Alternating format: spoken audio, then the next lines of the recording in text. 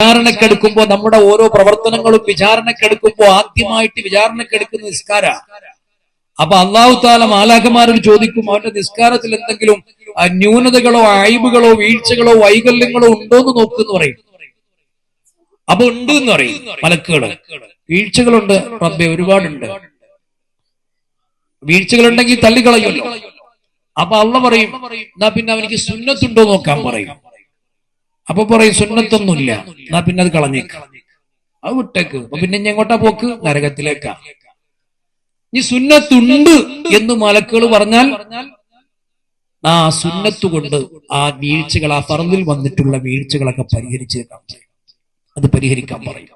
അതാണ് സുന്നത്തിന്റെ നേട്ടം എന്ന് പറയുന്നത്, ഗുണം എന്ന് പറയുന്നത്. അതുകൊണ്ട് സുന്നത്തൊന്നും നമ്മൾ നഷ്ടപ്പെടുത്തണ്ട. അത് സുന്നത്തല്ലേ എന്ന് കരുതിയിട്ട് വലിയ പ്രതിഫല ആ സുന്നത്തുകൾക്കൊക്കെ. ഫർദിനെ പരിപൂർണമാക്കുന്നത്, സമ്പൂർണമാക്കുന്നത് സുന്നത്തായ അമലുകളാണ്. അതുകൊണ്ട് നമ്മൾ നബി സല്ലല്ലാഹു അലൈഹി വസല്ലം തങ്ങളെ സ്നേഹിക്കുന്നവരാണെങ്കിൽ ഏതെങ്കിലും ചില സുന്നത്തുകൾ നമ്മുടെ ജീവിതത്തിൽ ഉണ്ടാകണം. അതിലേറ്റവും പ്രധാനപ്പെട്ട ഒരു സുന്നത്തായി ഒരുപാടുണ്ട്. ഞാൻ നിങ്ങളോട് പറയുന്ന ഒരു സുന്നത്ത്, റക്അത്താനി ഖബ്ല സുബ്ഹി ഖൈറുൽ ലക മിനദ് ദുനിയ വമാ ഫീഹാ സയ്യിദുനാ റസൂലുള്ളാഹി. സുബ്ഹി ഫർള്, സുബ്ഹി നിസ്കാരത്തിന്റെ മുമ്പുള്ള 2 റക്അത്ത് സുന്നത്ത്. തഹജ്ജുദ് അല്ല കേട്ടോ, അത് സുബ്ഹി ബാങ്ക് വിളിക്കുന്നതിനൊക്കെ മുന്നുള്ളതാണ്. ഇത് ഫർള്, സുബ്ഹിയ ഫർള് നിസ്കരിക്കുന്നതിന് മുമ്പുള്ള 2 റക്അത്ത് സുന്നത്ത്. സുബ്ഹിക്ക് ശേഷം സുന്നത്തുണ്ടോ? സുബഹിക്ക് ശേഷം സുന്നത്തില്ല. സുബഹിയുടെ റവാത്തിബ് എപ്പോഴുള്ളത്? സുബഹിക്ക് മുമ്പാണ്, സുബഹി നിസ്കാരത്തിന് മുമ്പാണ്. അപ്പൊ ഒരാള് ഇപ്പൊ പള്ളിക്ക് സ്ഥിരമായി നിസ്കരിക്കാൻ വരുന്ന ഒരാള്, അയാള് പള്ളിയിലേക്ക് വന്നപ്പോ സുബഹി നിസ്കരിച്ചുകൊണ്ടിരിക്കുക. അയാള് സുബഹിക്ക് മുമ്പുള്ള റവാത്തിബ് മുടക്കാത്ത ആളാ. അപ്പൊ അയാള് പള്ളിയിൽ വരുമ്പോ ഇവിടെ ജമാഅത്ത് കിടക്കുന്നു. അയാൾ ആദ്യം ഇപ്പൊ എന്താ ചെയ്യേണ്ടത്? ജമാഅത്ത് നിസ്കരിക്കണം അല്ലെ? ജമാഅത്തിൽ കൂടി ഇമാമിനോടൊപ്പം നിന്ന് സുബഹി നിസ്കരിക്കണം. അപ്പൊ സുബഹിയുടെ സുന്നത്തോ നഷ്ടപ്പെട്ടോ? സുബഹിയുടെ സുന്നത്ത് സുബഹിക്ക് മുമ്പാണ് നിസ്കരിക്കേണ്ടത്, അതിന്റെ സമയം അപ്പോഴാണ്. എങ്കിലും ഈ നിസ്കാരത്തിന്റെ സമയം എവിടം വരെയുണ്ടോ അവിടം വരെയും ആ സുന്നത്ത് ഖളാ ആവുകയില്ല. അപ്പൊ അങ്ങനെ വന്നാൽ സുബഹി നിസ്കാരം കഴിഞ്ഞിട്ട് ആ സുന്നത്ത് നമ്മൾ നിസ്കരിച്ചാൽ മതി. മനസ്സിലായോ? അപ്പോഴും നിയ്യത്ത് വെക്കേണ്ടത് എങ്ങനെയാണ്? സുബ്ഹിന്റെ മുമ്പുള്ള 2 റക്അത്ത് സുന്നത്ത് നിസ്കാരം അല്ലാഹു തആലയ്ക്ക് വേണ്ടി ഞാൻ നിസ്കരിക്കുന്നു എന്ന് നിയ്യത്ത് ചെയ്യണം. കാരണം സുബ്ഹിക്ക് മുമ്പുള്ള 2 റക്അത്താണ്. ഖളാ ആവില്ല. ഖളാ ആകണമെങ്കിൽ എപ്പോഴാ ഖളാ? ഇപ്പൊ സുബ്ഹി ഖളാ ആകുന്ന എപ്പോഴാ? 6:14 അല്ലെ? 6:14. അതുവരെ സുന്നത്തിന്റെ സമയമുണ്ട്, മുമ്പുള്ളതാണെങ്കിൽ. ഞാൻ പറഞ്ഞത് ഫർദിന് മുമ്പുള്ളതാണെങ്കിലും ഏതെങ്കിലും കാരണവശാൽ മുമ്പ് നിസ്കരിക്കാൻ കഴിഞ്ഞില്ലെങ്കിൽ ആ ഫർദിന്റെ ശേഷം അത് നിസ്കരിക്കാം. മനസ്സിലായോ? ഖളാവില്ല. പിന്നെ നിയ്യത്തിൽ വ്യത്യാസമുണ്ട്. മുമ്പുള്ളതിനെ ഫർദിന്റെ മുമ്പുള്ളത് എന്ന് പറയണം, ശേഷമുള്ളതിനെ ശേഷമുള്ളത് എന്നും പറയണം. ഇരിക്കട്ടെ, ഞാൻ പറഞ്ഞു വന്നത് റക്അത്താനി ഖബ്ല സുബ്ഹ്. നബി തങ്ങൾ പറയാ, ഹദീസായത്, സുബ്ഹിക്ക് മുമ്പുള്ള 2 റക്അത്ത് സുന്നത്ത് നിസ്കാരം ഖൈറുൽ ലക മിനദ് ദുനിയ വമാ ഫീഹാ. ഈ ദുനിയാവും അതിനുള്ള സർവ്വ വസ്തുക്കളും നിനക്ക് ലഭിക്കുന്നതിനേക്കാൾ ഏറ്റവും ശ്രേഷ്ഠമാണെന്ന് സയ്യിദുനാ റസൂലുള്ളാഹി സ്വല്ലല്ലാഹു അലൈഹി വസല്ലം. പതിവാക്കിക്കോ, സുബ്ഹിക്ക് മുമ്പുള്ള 2 റക്അത്ത് ഒരിക്കലും മുടക്കണ്ട. അതൊരു നിർബന്ധ കാര്യം പോലെ എടുത്ത് നമ്മൾ പ്രവർത്തിക്കണം. നിർബന്ധ കാര്യം പോലെ ചെയ്യണം. അതിനോട് നേട്ടം ഉണ്ടാവും. നമുക്ക് ദുനിയാവിലുണ്ടാവും, ആഖിറത്തിലുണ്ടാവും. ഒരു സംശയവും വേണ്ട. അതിനെ സംബന്ധിച്ച് ഈ ഹദീസ് വിശദീകരിച്ച് ചില പണ്ഡിതന്മാരൊക്കെ പറയുന്നുണ്ട്, സുബ്ഹിക്ക് മുമ്പുള്ള 2 റക്അത്ത് സുന്നത്ത് നിസ്കാരം, അതിൽ ഓതേണ്ട സൂറത്ത് ചില രോഗങ്ങൾക്ക് ഇത് ശിഫയാണ്. ഈ നിസ്കാരം ചില രോഗങ്ങൾക്ക്.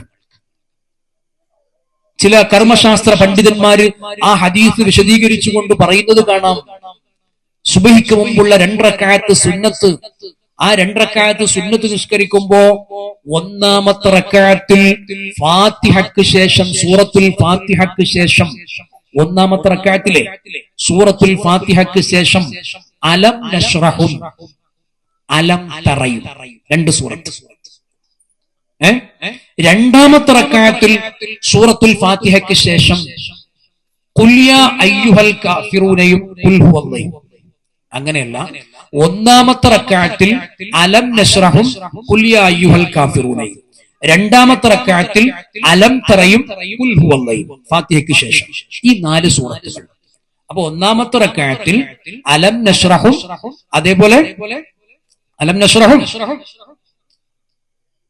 ഖുൽ യാ അയ്യുഹൽ കാഫിറൂനയും, രണ്ടാമത്തെ റക്അത്തിൽ അലം തറയും ഖുൽ ഹുവല്ലാഹു അഹദും. ഇങ്ങനെ ചൊല്ലി ഓതി നിസ്കരിച്ചു കഴിഞ്ഞാൽ ബാസൂർ എന്ന് പറയുന്ന രോഗത്തിന് ശമനമാണ് എന്ന് കർമ്മശാസ്ത്ര പണ്ഡിതന്മാര് രേഖപ്പെടുത്തിയിട്ടുണ്ട്. ബാസൂർ എന്ന് പറയുന്ന രോഗത്തിന് ശമനമാണ്. ബാസൂർ എന്ന് പറഞ്ഞാൽ എന്താ? മൂലക്കുരു.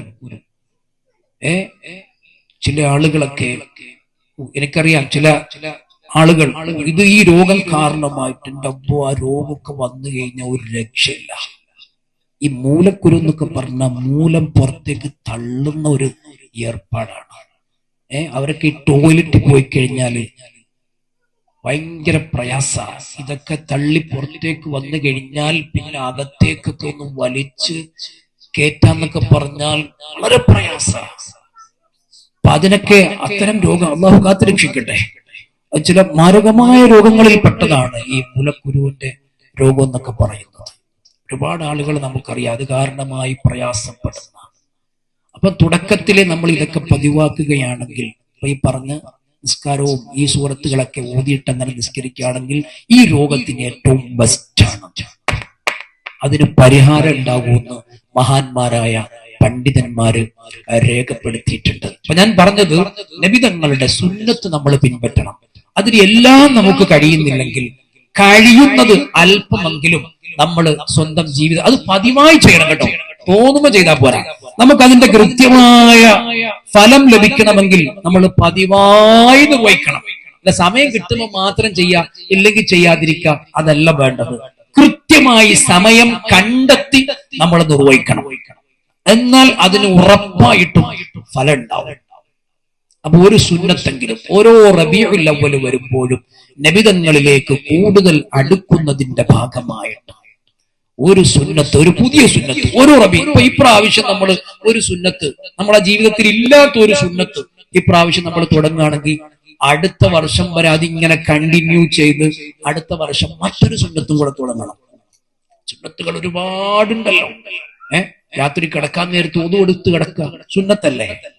അതേപോലെ മിസ്വാക്ക് ചെയ്യുക, ഒതുവെടുക്കുന്ന സമയത്ത് മിസ്വാക്ക് ചെയ്യല്, ഉറങ്ങാൻ നേരത്ത് മിസ്വാക്ക് ചെയ്യല്, ഉറങ്ങി എഴുന്നേൽക്കുമ്പോ മിസ്വാക്ക് ചെയ്യല്, ഇങ്ങനെ ഒരുപാട് സുന്നത്തുകൾ നമ്മൾ ചെയ്യുന്നുണ്ട്. പക്ഷെ സുന്നത്താണെന്ന് നമുക്കറിയില്ല. അത് സുന്നത്താണെന്ന് നമുക്കറിയില്ല. നമ്മൾ ഒരുപാട് സുന്നത്തുകൾ ചെയ്യുന്നുണ്ട്. പക്ഷെ സുന്നത്തുകൾ ചെയ്യുമ്പോ അതിന്റെ പ്രതിഫലം വേണമെങ്കിൽ എന്താ വേണ്ടത്? നിയ്യത്ത് വേണം. അപ്പൊ സുന്നത്തിനു വേണ്ടി ഞാൻ ചെയ്യുന്നു എന്നുള്ള നിയ്യത്ത് വേണം, അല്ലേ? സുന്നത്തിനു വേണ്ടി ചെയ്യുന്നു എന്നുള്ള നിയ്യത്ത് ഉണ്ടെങ്കിലേ നമുക്ക് സുന്നത്തിന്റെ പ്രതിഫലം കിട്ടൂ. പലരും അശ്രദ്ധരായ ഒരു കാര്യം ഞാൻ പറയാം. നമ്മളൊക്കെ നിസ്കരിക്കുന്ന ആളുകളാണ്.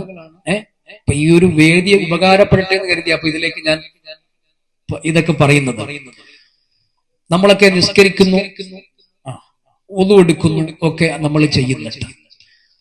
ഈ ഒതു എടുക്കുമ്പോൾ നമ്മൾ നിസ്കാരത്തെ ഹലാലാക്കാൻ വേണ്ടി ഒതു എടുക്കുന്നു എന്നുള്ള ആ നിയ്യത്ത്, ഒതുവിന്റെ ഫർദിനെ വീട്ടുന്നു എന്നുള്ള എങ്ങനെയെങ്കിലും നിയ്യത്ത്, അത് എപ്പോഴാണ് നമ്മൾ വെക്കുക?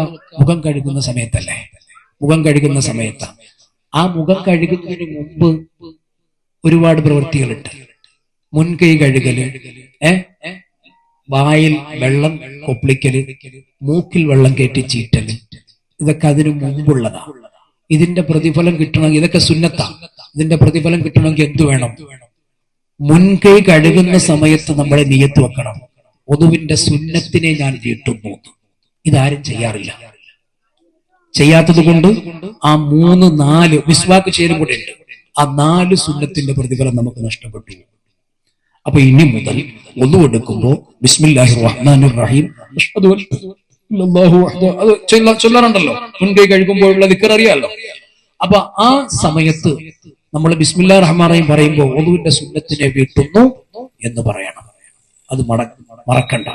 എന്നാലേ ആ മുൻകൈ കഴുകലിനും വായകൊപ്പിളിക്കലിനും മൂക്കിൽ വെള്ളം കയറ്റി ചീറ്റുന്നതിനും ആ മിസ്വാക്കിനൊക്കെ സുന്നത്തിന്റെ പ്രതിഫലം കിട്ടും. അപ്പൊ അതുകൊണ്ട് സുന്നത്ത് നമ്മുടെ ജീവിതത്തിലേക്ക് നമുക്ക് കഴിവിന്റെ പരമാവധി നമ്മൾ ചെയ്യാൻ ശ്രമിക്കുക. പിന്നെ പ്രിയപ്പെട്ട കുട്ടികളോട് പ്രത്യേകമായി പറയാനുള്ളത്, നല്ലതുപോലെ നിങ്ങൾ പഠിക്കണം. ഞാൻ നിർത്താണ്. നല്ലതുപോലെ പഠിക്കണം. നമുക്ക് മദ്രസയും വേണം, സ്കൂളും വേണം, അല്ലെ? രണ്ട് വിദ്യാഭ്യാസവും നമുക്ക് വേണം. ഒന്നുപേക്ഷിച്ച് ഒന്നിന്റെ പിന്നാലെ മാത്രം കൂടരുത്. സ്കൂൾ ഉപേക്ഷിച്ച് മദ്രസയുടെ പിന്നാലെ മാത്രം വേണ്ട, മദ്രസ ഉപേക്ഷിച്ച് സ്കൂളിന്റെ പിന്നാലെ, അത് രണ്ടും വേണം നമുക്ക്. ഭൗതികമായ വിദ്യാഭ്യാസം മാത്രം പോരാ, പിന്നെ ആത്മീയമായ മദ്രസ വിദ്യാഭ്യാസവും കൂടി നമുക്ക് വേണം. കാരണം ഭൗതിക വിദ്യ എന്ന വാഹനത്തിന്റെ ബ്രേക്കാണ് എന്ത്? ആത്മീയമായ വിദ്യാഭ്യാസം എന്ന് പറയുന്നത്. അതുകൊണ്ട് മദ്രസ നമ്മൾ മുടക്കരുത്. നല്ലതുപോലെ നമ്മൾ സമയം കണ്ടെത്തി. ഇപ്പൊ മദ്രസ ടൈം നമ്മൾ ചുരുക്കി കൊണ്ടുവരിക. 7ാം ക്ലാസ് മുതൽ കുട്ടികൾക്ക് അങ്ങ് ട്യൂഷൻ കൊടുക്കുക രക്ഷിതാക്കള്. എന്നിട്ട് ഉസ്താദിന്റെ അടുക്ക ഒന്ന് പറയും, ടൈമില്ല, പിന്നെ 6:45 മദ്രസ തുടങ്ങുന്ന, 7 മണിക്ക് ട്യൂട്ടോറിൽ പോകണം, അങ്ങ് വിട്ടേക്ക്.